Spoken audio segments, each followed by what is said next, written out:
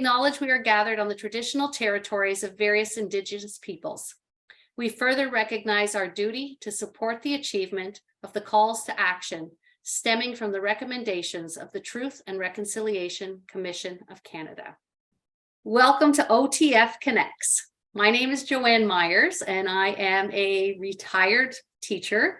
I began my career in York Region and taught there for over 20 years. I also taught at the University of Toronto, Faculty of Education, and then OISE for approximately 19 years.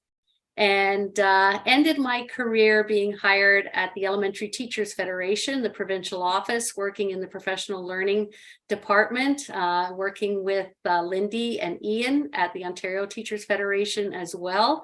And so thrilled to be tapped on the shoulder to continue my learning journey and being able to do these webinars. And tonight it is in conversation with Leanne Oliver and Patricia Maecker, who are teachers with the Durham Catholic District School Board. And we welcome Leanne and Trish this evening. So happy to have you here for this fireside chat to talk about your journey, your educational journey, your learning, your growth, and your achievements. So I'm going to pass it over to you and have you introduce yourselves to everyone that's joined us this evening. Thank you, Joanne. My name is Leanne Oliver, and I am a math teacher at All Saints Catholic Secondary School, and that's in Whitby. As Joanne said, it's part of Durham Catholic District School Board. And I'm currently in my 27th year of teaching, and I am still absolutely loving it and just thrilled to be here with OTF, who has done so much to support us over the last many years. Yeah, for sure. My name's Trish Maecker, and I am also a math teacher at All Saints Catholic Secondary School in Durham Catholic Board. It is my 29th year of teaching. For Leanne and I, it is our 4th year teaching together at All Saints. Prior to that, I taught at a school in our board in Whitby, Father Leo Austin, and you taught at Parima, right, which is in South Oshawa. So you're wondering why we're presenting together, right? If the majority of our careers, we weren't even we didn't even aware know of one each other's another's existence, really. Right? So we got the opportunity to start working together with the implementation of a program called UP Math, Ultimate Potential Math, at our board. And Leanne's going to talk a little bit more about that. And we had other opportunities as well. Once we started working together, it really kind of took off. So a lot of what we're going to talk about tonight is about collaboration and the opportunities we've had to collaborate and how we've made those opportunities happen when other ones kind of dried up. We also participated in several TLLP projects, Teacher Leadership and Learning Program projects, which were great blessing in our educational lives, as well as NORCAN, which was a collaboration between teachers and administrators from Norway, Alberta, and Ontario. So lots of good learning that we hope to touch on a little bit tonight. And most of all, share the things that we've learned that we think that people could take away and hopefully use in their own classrooms and their own schools. Excellent. Thank you so much.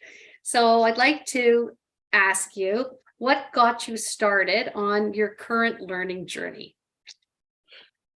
My story started, I think, around 2009 when I was, at Trish said, at Monsignor John Parima Catholic Secondary School.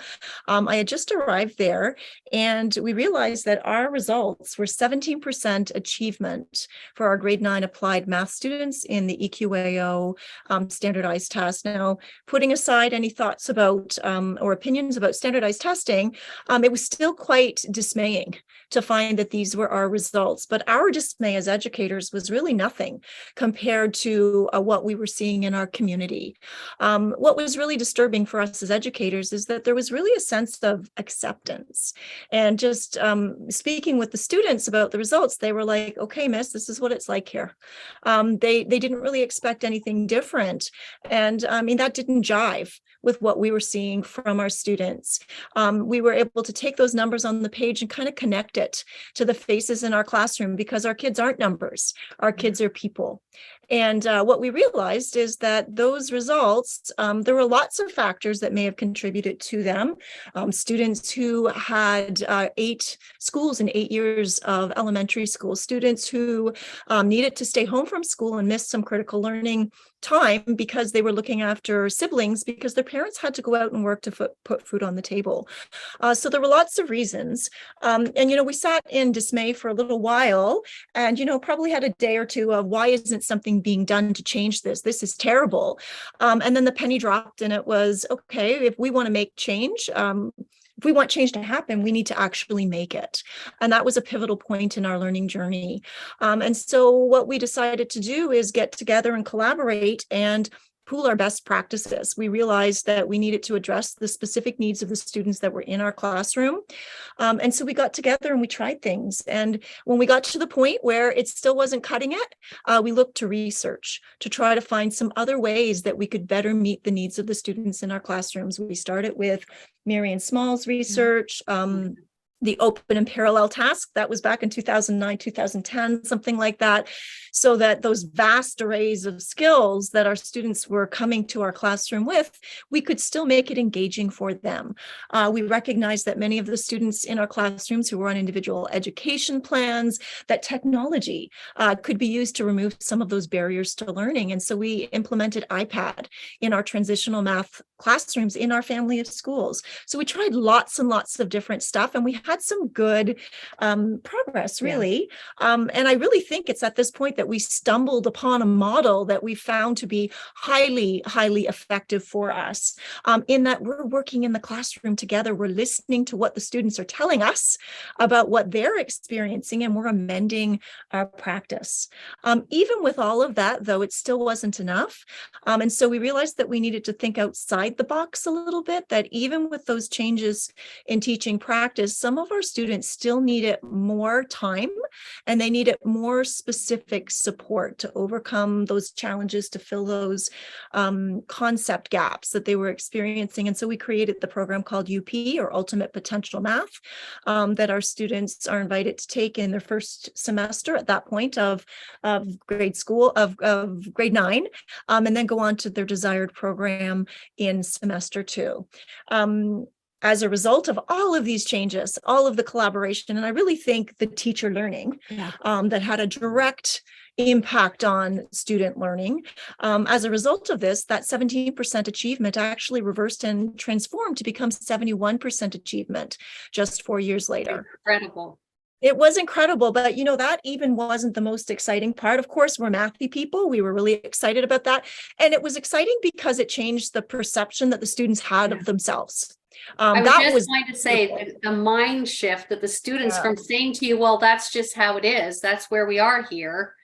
So I'd love to hear about that mind shift that they went through as well. We'll definitely talk about that. We also had perceptual data at the time that showed that the students in our Monsignor John Perret math classrooms were liking math much more than their provincial classmates, even though they found that it was difficult. So we really did feel like we were onto something. Yeah.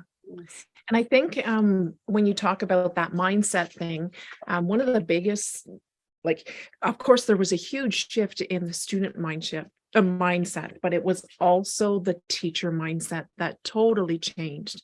Leanne was developing this program at Prima for the specific needs of the students in her classroom. And we were hearing about it across the board about how impactful it was. And the question was, could this have the same effect at other schools within our board? So our board did go ahead and implement the UP Ultimate Potential Math Program at all of the schools in the district. And that's when I got involved. So at my school, which is in North Whitby, which is a totally different community in terms of socioeconomic status, I was asked to implement the program there. And with that board-wide implementation, that is when we started to develop this collaborative learning network. And I think that, like Leanne's talked about, the students saw that we were learning together to help to meet their needs, and that they were learning therefore together in we were all learning Yeah, together, we were. right? Yeah. And the program, even though it was designed for a specific need, it had the same impact at the other schools. At my school, we had 19% achievement for grade 9 applieds, and we brought that up to 64%, right? Huge growth. Yes. Yeah, Mhm, it is. mhm, And mhm. we asked ourselves why, and it was the Mhm. teaching learning model that changed, right? For me, the biggest start to the learning that I'm currently on is the beginning of team teaching. Mhm, mhm. Okay. I can remember the first time Leanne came into my class, I had never had a teacher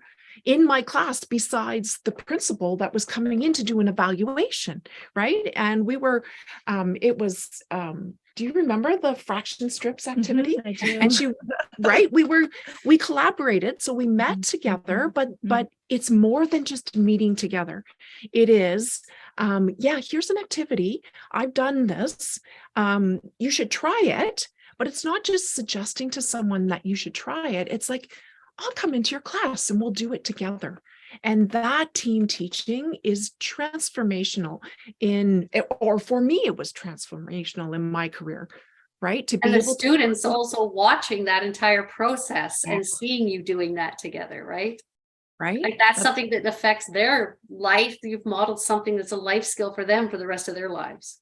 Exactly. Right. And the growth mindset that we're going to talk about. I mean, we Yeah. were modeling growth mindset. We were. They saw us making mistakes saying, how did you like this? So how do you think it went? And they had a voice. And there's our student voice as well that started to come about, Yeah. and the student ownership of learning and all of those different things that were almost intangible at that point. We didn't realize what Yeah. they were then, but Yeah. now looking back, we see that these were critical parts to an overall picture that made successful building of collective teacher efficacy, really.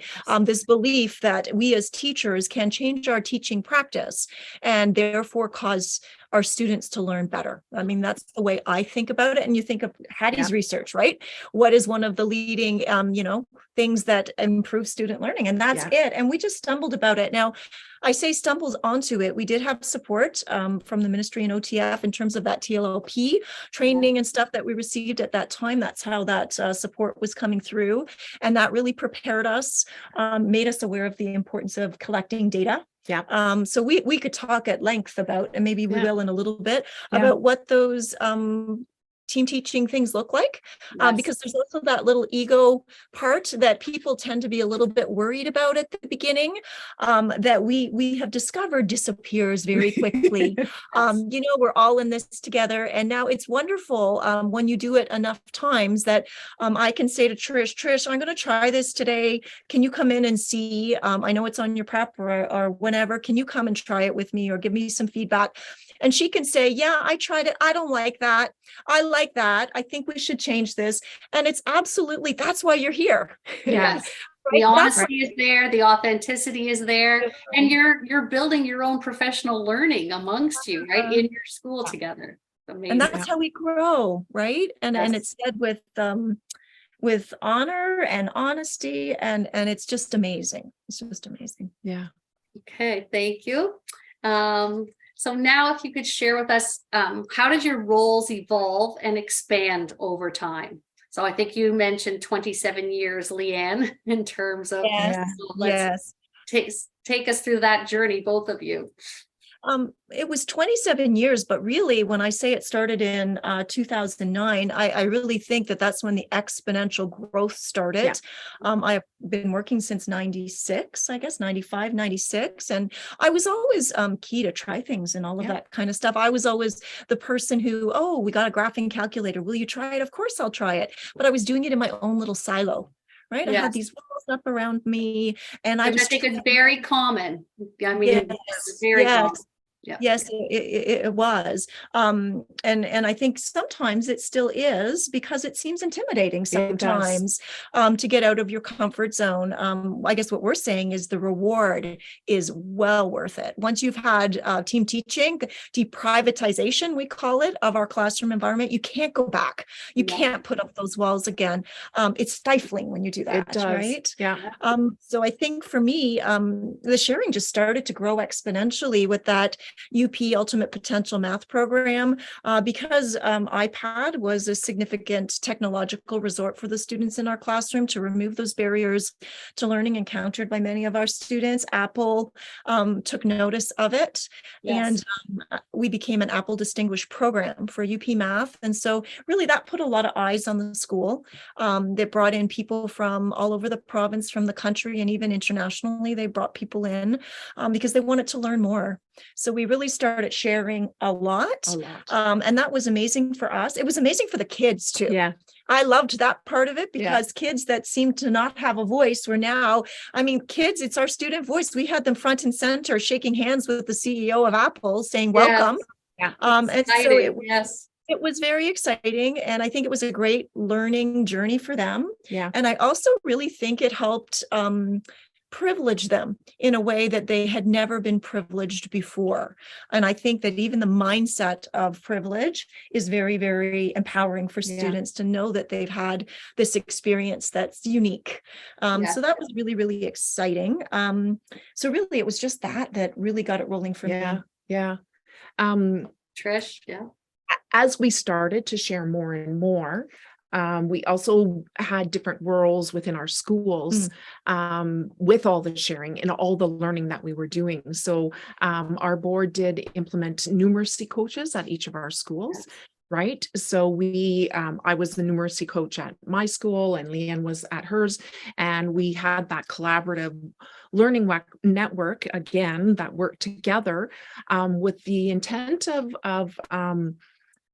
that opening our classrooms to others in our own schools, right? So we would team teach with each other, the numeracy coaches. But then what started to happen is that I would go back to my own school and I would say, here, I'm going to try this today in my class. Anyone who's on prep and wants to come and join us and try this out, that's it, you're welcome to.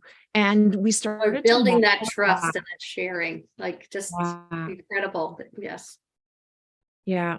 And all the learning that we were doing was really self-directed, right? Or maybe not self-directed, but directed towards the needs of the students that were in our class, right? And really, Leanne knew my students as well as I knew her students. I did. You know, they got so used to me being over there and at her school and you being at my school, so that the learning, like when you ask us what learning took place, it was to meet the needs of the students that were in front of us in the classroom, right? And that was the most impactful. Absolutely. And I think it was highly contagious. Yeah. So the different coaches at the different schools, they got a taste of this and there was no going back. But then the other teachers throughout the schools also got a taste of it. And all of a sudden, people we had never met, never worked with were saying, can I come over? Can you come and help me do this? And it was really taking off. I mean, it was incredible. We had an opportunity for PD and they were saying, well, can we decide what we want to do for PD? Let's go in there together. And remember that was right before COVID, when we still had these numeracy coach roles. And really, it was our own constructed learning of what we wanted to have. And the buy-in was tremendous. And a real sense of pride and ownership of learning by teachers. And I think that that's one of the other things that's really come out of this experience through all of these projects and our sharing and stuff. And as well as for those people who participated in that, was that teacher leadership has many different faces, and that there is a standard kind of traditional teacher leadership pathway that's wonderful, but that teacher leadership can also happen in other ways. That was one of the real benefits of us taking the initiative to search out funding that would support what we knew to be effective learning for us, is that they really, the funding got us a seat at the table as well, in terms of determining what our next steps as learners would be. And when we were numeracy coaches there, we met with the senior admin, we met with the supervisory officer for teaching and learning, and she would ask us, well, what's the learning needs right now? Where do you see us going? And so that model at that point had been kind of turned on its head a little bit. So I feel like, we were offering teacher voice, but our teacher voice was informed by student voice. So I feel like there was this flow of energy and meaningful work. Actually, really meaningful work. Teachers care about their students, right? If they feel that what they can do can make an impact, teachers will do it. They don't want to do stuff that's meaningless to them because we're very, very busy people. But if they know that their kids will benefit, and if they hear it from their kids, that's also addictive, isn't it? It is. Which another strategy we'll share. Ask your kids, what do you think of this? They'll tell you. I was just going to say, tell us something that they've told you. I'd love to hear student voice right now. What's something that they told you during this process? What did the students say? They give feedback all the time now. I have a funny story about when I was still at Prima. It was right before we left, and I got a lovely Christmas card from some of my students. And one in particular, I remember, it was just like descriptive feedback for my teaching.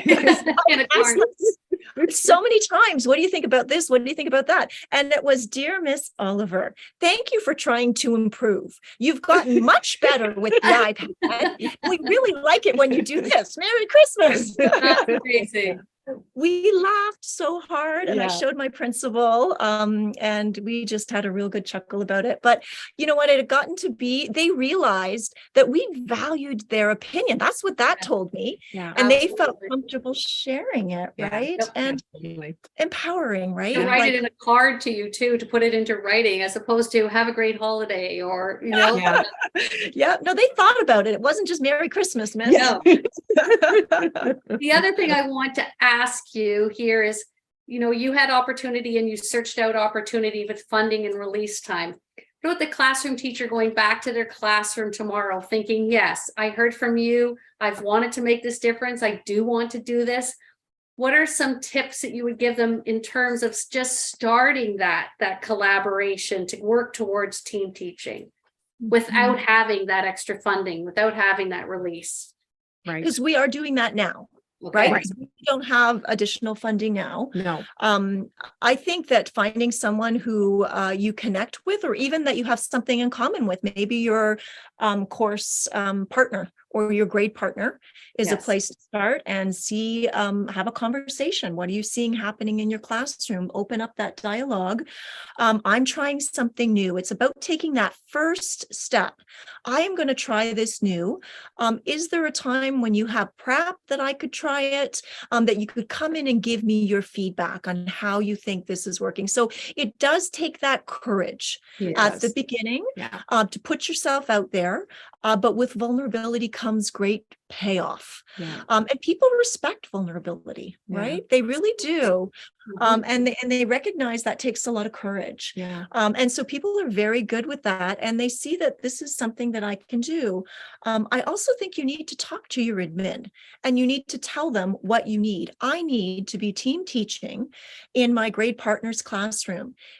Is there a way that you can get release time so that we could not only team teach, but actually maybe co-plan and deliver a lesson together? Maybe I don't know if we need to kind of go through what team teaching looks like for us. Absolutely. Right? Absolutely. Well, my next question for you is, what learning has most influenced your growth? And so that may fit perfectly into that question in terms of how have you grown as team teachers, and what does it look like? I think it's like the learning we first did was all about mindset, with growth mindset, Joe Bowler's work, right? And looking at the student mindset, and that mistakes are valuable, and that's how you learn. And we value depth of learning over speed, right? Right. And that those mistakes happening, right? But that really evolved to teacher mindset and having that belief that we could have an impact on our students' learning, right? And I think the other challenge with that is that that almost became the underlying philosophy of all of the work that we did that really Right. made it meaningful. But we recognized that as we got deeper and deeper into our learning, that some of our classroom practices actually were not walking the walk of growth Right. mindset. Right. And that became a really big flag for us, and something that was part of that project called NORCAN that we really investigated further. And we realized that this is really something worldwide. That is a challenge in education. How do we have practices that value mistakes and not seem punitive and give ownership of learning to the students who are in our classrooms? Right. So we really You're have not to just look sweeping it under the carpet and moving Right. on, but you're unpacking it and looking Right. at those mistakes and how do we learn from them. Thanks my 91-year-old father, who was a farmer, who talked about wisdom, and you can never gain it without making some mistakes and learning from them, right? Absolutely. And so part of that is that our students need multiple opportunities to show what they know, that if we were going to do any sort of assessments and penalize them for making a mistake, we really weren't having a growth mindset or really giving them the freedom to develop one as well. So that was one of the first things that really needed to change. And so that was part of our learning. So there's something we identified. So we needed to look for a way. We asked around, right? We went on the Twitterverse. Right. In terms of who's doing stuff with interleaving of concepts. And we found this book. We asked somebody, what's the most impactful book that you read? And someone told us it was this book, Make It Stick, by Peter Brown. And, it was just a recommendation. We looked at it and we used it as a jumping point to kind of revamp our courses so that we could give multiple opportunities for students to make connections and show what they know. And then, that was kind of the flavor of that year. It's always something new, right? That can improve what we're doing. And it's like you fall in love with it and you're like, okay, now we've got to tell everybody about it. So they just want us to, actually, Lindy's put it in there. Oh, Peter perfect. Brown. Yeah, I was just going to say, someone would love to see that book again. Yeah. Perfect. At the time, the buzzword was spiraling, right? And we wanted to get into that. We started with this book, though. We started with the book, and we realized that for us in how we wanted to deliver the program, it wasn't just spiraling, but it was the interleaving, which for us means that the students are making the connections. Yes. I think with our project, with our NORCAN project, we really focused on student voice, and what they were telling us was that students like math when they see the connections, when they understand the connections. Yes. So we can't deliver our math program in these isolated units because it doesn't mean anything to the students, right? So that's where the interleaving came in, right? And that led to we talk about like assessment and evaluation again, and how our practices need to give students multiple opportunities, but our practices also need to honor the conversations and observations that we are having with our students in the classroom, right? So that learning led to looking at the thinking classroom, which is a researcher from British Columbia, Peter Liljedahl, and we jumped right into that as well. And that was something that has been transformational. Exactly. And I would say that 100% of our classrooms at our school are now using a thinking classroom approach. We've got 100% buy-in in terms of that. And that was really happening because we tried this. Come see. Come try it with us. And it made sense, right? And I think a large part across our board, people who were present when we had that math team happening, they were, that was shared with them at that time too. And they've kind of run with that as well. So it's almost become a status quo. And I think it's one of the biggest changes in math education in the last 50 years in terms of engagement for students. And in terms of, as teachers, promoting those, the mathematical processes and all that wonderful, exciting conversation and dialogue and more, more of a love of math. It's just amazing. So very, very really exciting. And also really helping students to take those thinking risks, which is part of the growth mindset, not being afraid to make Right. a Can mistake. you give us some So, specific examples of that? for sure. So Yeah. really and we had a great, our principal as well Yeah. needed to be supportive of this. Yeah. Of course. We went and said, here is the research. We would like to try this because we think it's going to benefit for our kids. And then within a short period of time, we had whiteboards all around our classroom. Okay. And so basically what happens is that we place our students in randomized groups of 3 usually, and we get them going and they do math. So we don't learn math with the By teacher watching. at front Yeah. watching. It's like trying to learn basketball watching the game on TV. I can learn the rules, but I might not develop as much of a love for it or an aptitude for it than I get from actually going and practicing it. Yes. And so students learn to do that. And it was a Yeah. little bit of a learning curve at the beginning for the students at our new school. But by the end of the first semester, they realized, because it really turns it on their head from there. Yeah. The students, remember when we first came to All Saints, and Oh, we yeah. should talk about why we did. Yeah. When we first came to All Saints, the students really wanted us to stand at the front and tell them what to do. Tell me how to do it. They were Right? not happy Tell at me the all. steps and I will do this. Yes. Whereas a thinking classroom is, here's the problem. Go up to the boards there, think, try different things, Unpack it. make Yes. mistakes, Mhm. right? And the learning was so much deeper Mhm. and lasting with them Mhm. also, Mhm. and develop their mindset that, yeah, I can do this. Mhm. And your observation of the individual learning styles throughout that must have been Exactly. incredible in terms of observing and assessing, right? Seeing where they went through that process of thinking it through. Right, growing success has been around for a while, and it says using conversations and observations. I think there are still teachers that are struggling with that, but we watch our students in the classroom every day. Right? We watch them doing math. They're not watching us do math. We're watching them do math, and our teaching then is directed to what their needs are. Right? Something else that I think is really, really interesting for teachers is that there is such a support community out there. Yeah. For instance, with this thinking classroom, so much online now. Yeah. So Peter Liljadel, who is the Simon Fraser University professor who does this, we had a chance to meet him, and you can message these people, and we ended up getting into at a different board one of his presentations, and we've met him several times. And this person has taken time to look at our model that we're trying to implement and given us feedback. This is a researcher. We've had other researchers that you reach out to or happen to come into contact with who take the time to support teachers, which they call teacher practitioners, right? Yes. In the classroom, like Carol Campbell from OISE, she's been incredibly helpful and supportive to us as well. So that's what I would say to colleagues, is that there are so many people out there that want to help, that we can definitely ask. Yeah. Right. And our philosophy now is, if they're busy, they can say no. I mean, that's not a judgment. These things happen. We're all busy. But more often than not, people respect that and they reach back. And that's pretty take a chance and get the support quite often. Yes. Absolutely. Right.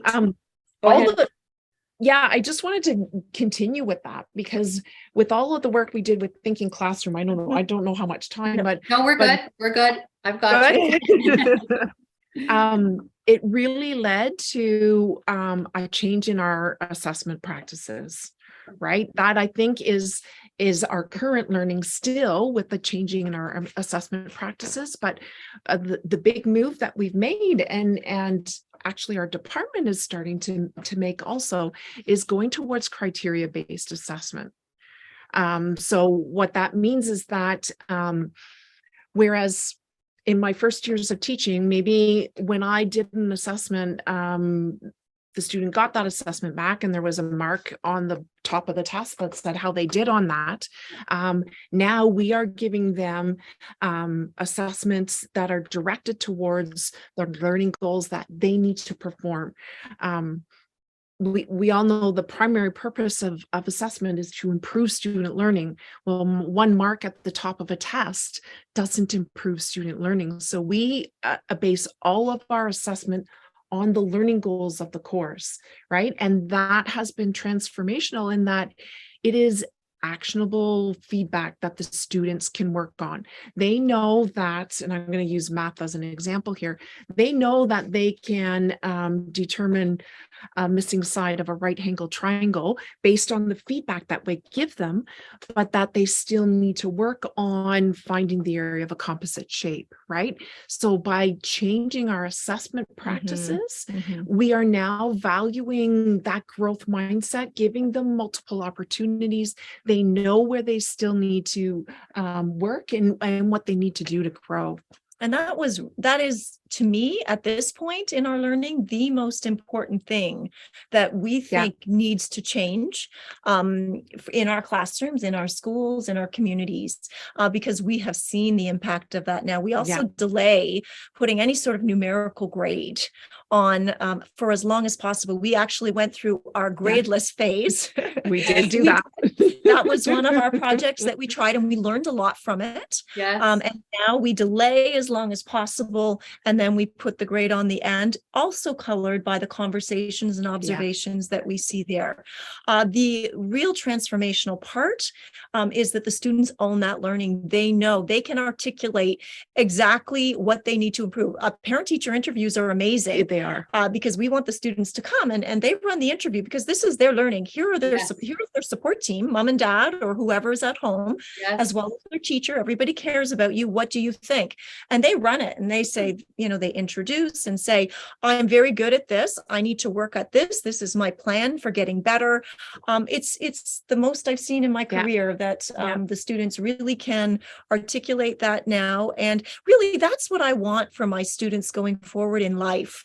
If as a person I can identify, I'm really good at that. I'm proud of that. That's fantastic. I still need to get better at that. So I'm going to work at it. Yeah. If I can learn that, boy, oh boy, if I forget all about Pythagoras, I still have that skill. That's going to be highly impactful for my life going forward. So I think that that's a really, really important learning, right? And it's a mindset, right? That if at first I don't succeed, then I don't quit, right? We need to give our students the opportunity to develop as learners. And that doesn't come without giving them multiple opportunities. Right? And I think somewhere along the line for years or decade, we lost a little bit of that somehow. I'm not sure how or why. If you were to give a piece of advice to the teachers that are with us this evening and anyone that will be watching this, all our members that will, when it's on the OTF website, what would be a first step to take that jump into that thinking classroom? What would be the first thing that you would say to do? I get your students up out of their desks in random groups. When I didn't have whiteboards, I took whiteboard markers and used the windows. Okay. That works. You can take a piece of chart paper and you can laminate it and stick it on the wall. If you don't have a laminator, we used to take just chart paper and put it on the wall and stick them out there and let them go and ask them what they think. Say, how did you, I think that's the key part. Did you like this? What did you think? How do you think we could change it and make it better? They might actually have some really good ideas that work in the environment that you're working in. I think just trying it. I think that teachers will love it when they take that plunge. Yeah, definitely. And then share it with their teachers across the hall and beside them. Absolutely. Yeah. And the randomized groupings can be a deck of cards that you just kind of shuffle up and give out, or you can have them number off 1 to 8 or however many groups. It can be super quick, super easy. And it really flows, doesn't it? It really does. It really does. All right. I'm going to take us on to, as teachers, of course, you've already talked about the fact that we're never done learning, continually evolving. What are you still learning, and how do you remain motivated, and how do you continue to fill your learning bucket? And I know you've talked about this a little bit and we feel it between the two of you, but if you can give us some specifics, that would be great. I don't know if we've addressed the fact, I don't know if this is the time, but okay. Yeah, exactly. Go for it. how do we fill our Leanne fills my learning bucket, Mhm. right? And I think it's a mutual It is, yes, relationship yes. here. And if I go back 4 years, when I was still working at Father Leo Austin, I'd worked at that school for 25 years. Okay, for 25 years, I hadn't taught anywhere else. But I realized that the opportunities to team teach and to collaborate were kind of drying up, right? Yep. So I left my comfort zone Mhm. and I posted out to a school so that Leanne and I could work together. And I did the same. I changed Right. schools as well. Yep. So And we were you both took at, risks together, right? It's about taking risks. So, yeah. It is. It is. And our learning just continues to grow every single day. Like we're still really passionate about assessment and evaluation. I know we started our conversation today talking about UP math, and we're still very passionate about that.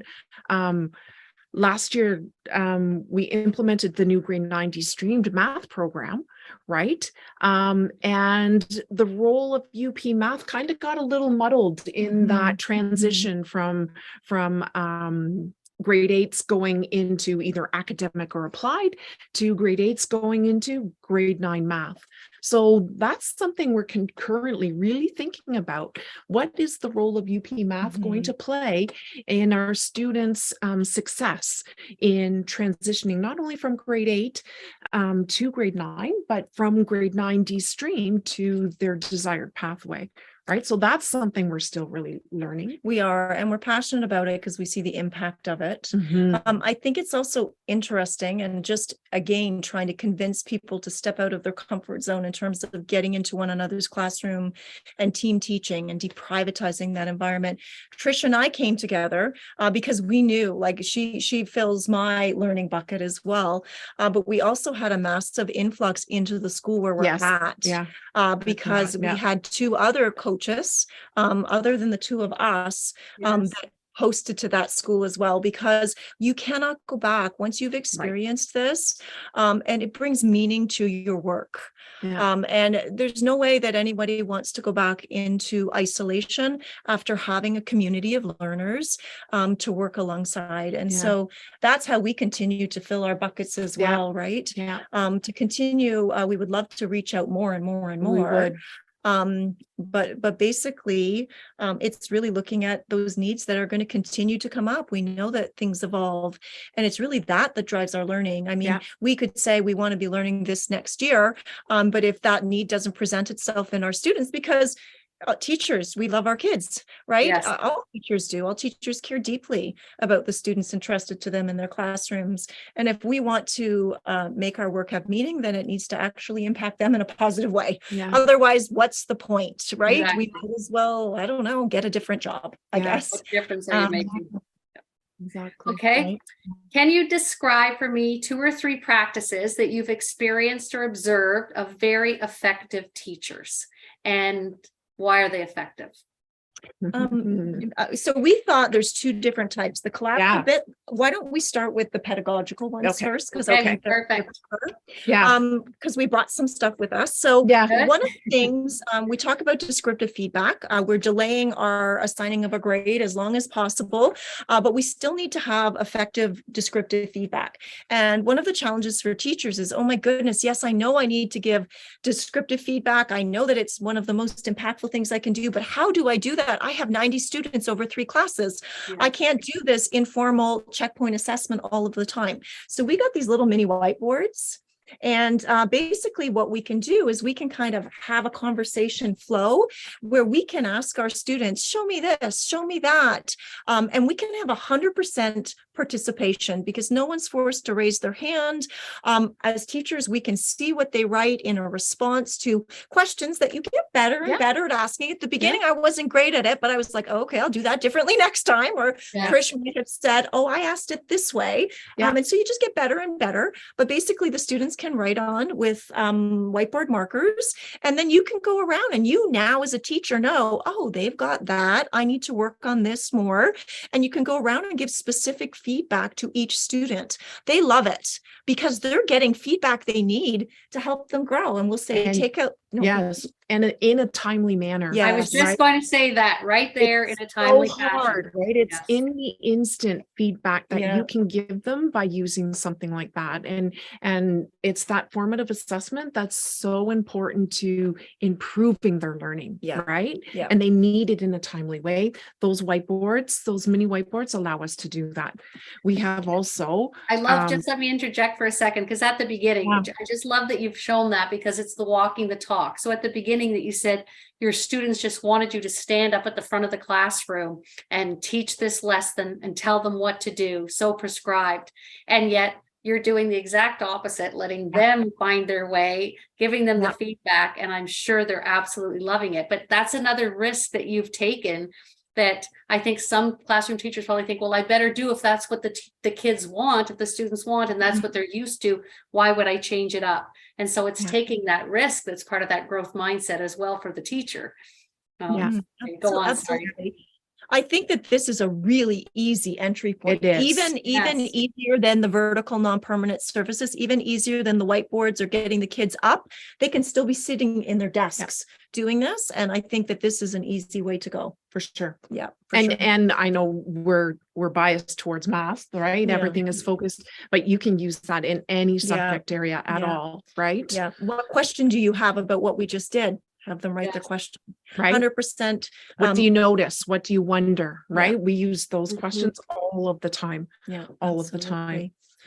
We also have Plickers, which is an app you can get. So Trisha and I both have it on our phones, and basically you can put questions in to this web-based app, and there's a web-based portion to it as well.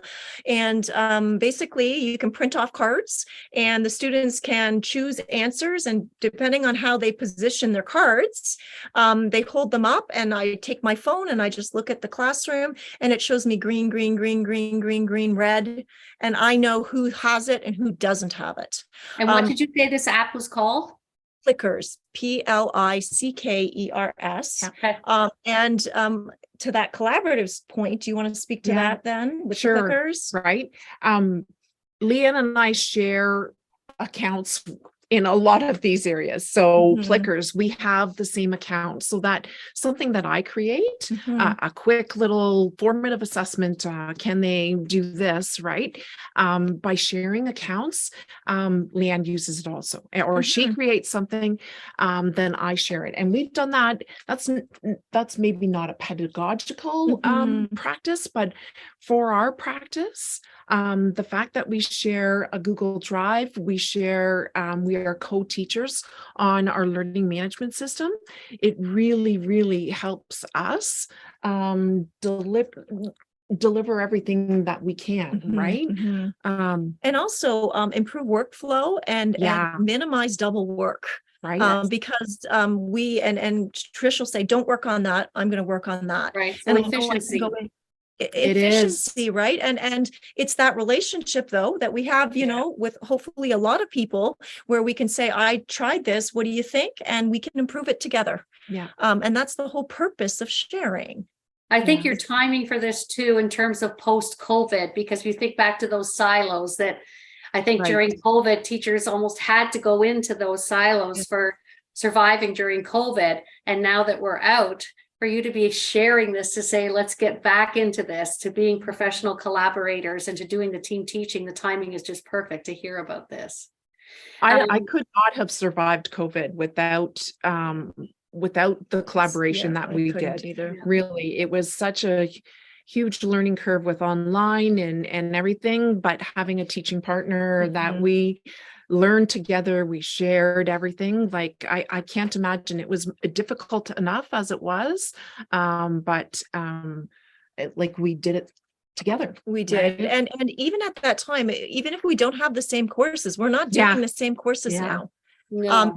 I can still go in and say, I think I'm going to try this. What do you think? Yeah. And she can come in and give me feedback about it. And the kids know too.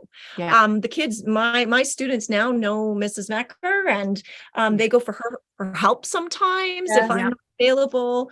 They just know that it's a collaborative Yeah. team, and that we're all there together, learning together. And I'll say, I don't know, I guess we ask Mrs. Mecker or whatever, and that's okay.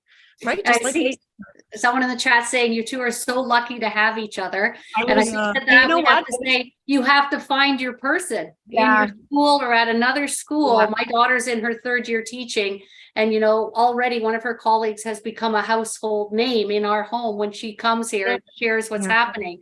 And I just think, oh, thank goodness that she's already making that connection. So, you know, to think it's luck, and it's also putting yourself out there to make the time to make that connection, to be able to grow together. Trisha McDonald saying, I know my person, she moved, boo-hoo. But I think you have to find ways to stay connected or find another, you know, a new person. Just before we move to questions, I want you each to just quickly tell me about one of your greatest aha moments in respect to your teaching pedagogy. Yeah. Mine's a little more, it's personal bent, but it relates, of course, to education. And it's way back in 2009, when I was first starting at Monsignor John Parima, and I was at home and I was making dinner, and my son, who was little at the time, probably grade 2, grade 3, he was jumping on from the chair to the ottoman to the chair, and he was telling me a story.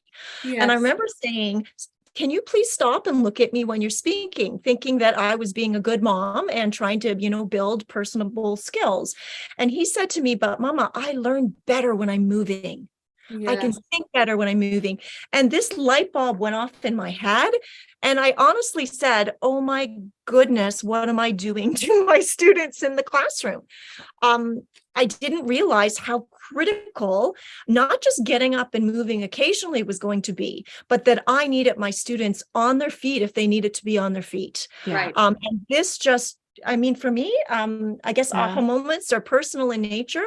It changed everything for me in that moment. And I saw my child being in a classroom where he was forced, he wasn't necessarily, but I was like, eyes on me, right? Future, right?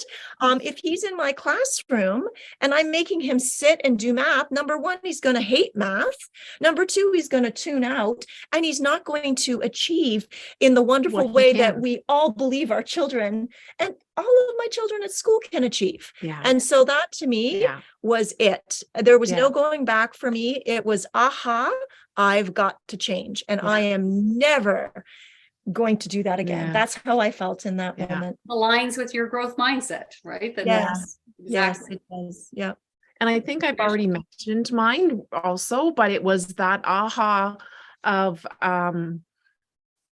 if I don't make a change in where I am teaching right now, then my growth won't continue, really. So I was so, I have mentioned this already, but I was so comfortable there. Like I grew up there. I grew up with my colleagues. They were there when I had babies, and do you know what I mean? They were with me through everything.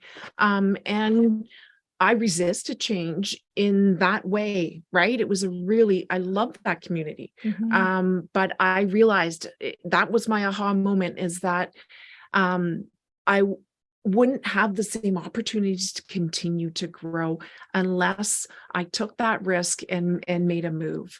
Right. And it was, and it's stressful. Like it is stressful. It is. And it's a push that, I mean, I did it myself after being in the same school for 16 years and left to go to the Elementary Teachers Federation. And I had many stressful evenings and days and learning curves that I eventually, you know, rose to the challenge, and so happy that I did that. But you're right. We get in that comfort zone and need to give ourselves a little kick and think about why it's worth it.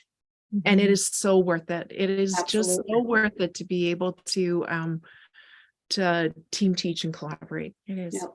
It is. Well, I thank you so much. I'm going to open it up to questions, and I think everyone that's joining us tonight, and I know the many members that will be watching this when it's posted on the OTF website, truly appreciate your time this evening and your honesty, talking about the risks that you've taken and the differences that you've made with your children. So thank you so much.